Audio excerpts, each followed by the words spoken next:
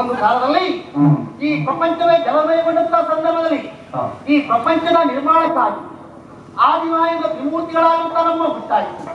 ಹುಟ್ಟಿನ ಆರಂಭದಲ್ಲೂ ಸಹ ಸೃಷ್ಟಿಕರ್ತರಾಗುತ್ತ ಬ್ರಹ್ಮ ತಾನೊಬ್ಬ ದೊಡ್ಡವರು ಎಂಬುದಾಗಿ ತನ್ನ ಅಹಂಕಾರವನ್ನು ವ್ಯಕ್ತಪಡಿಸಿದಾಗ ಆತನ ಅಹಂಕಾರವನ್ನು ಇಳಿಸುವುದರ ಮೂಲಕವಾಗಿ ಮೂವರಲ್ಲೂ ಶ್ರೇಷ್ಠನು ಪಾಲನಕರ್ತನಾಗಿರುತ್ತ ಶ್ರೀಮನ್ನಾರಾಯಣ ಹೀಗೆ ಜಗತ್ತೇ ಒಪ್ಪಿಕೊಂಡಿದೆ.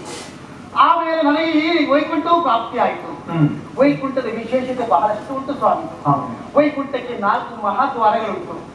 ಈ 4 ಮಹಾದ್ವಾರದ ರಕ್ಷಣಾ ಭಾರವನ್ನು ಹೊತ್ತುಕೊಂಡು 8 ಮಂದಿ ಕಾವಲುಗಾರಿದ್ದಾರೆ.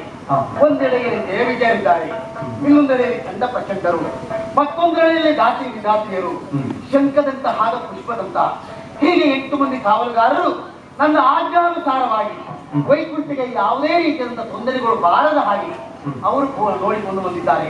ಅಂತ ಸಂತೋಷದ ಜೀವನವನ್ನು ಯಾರು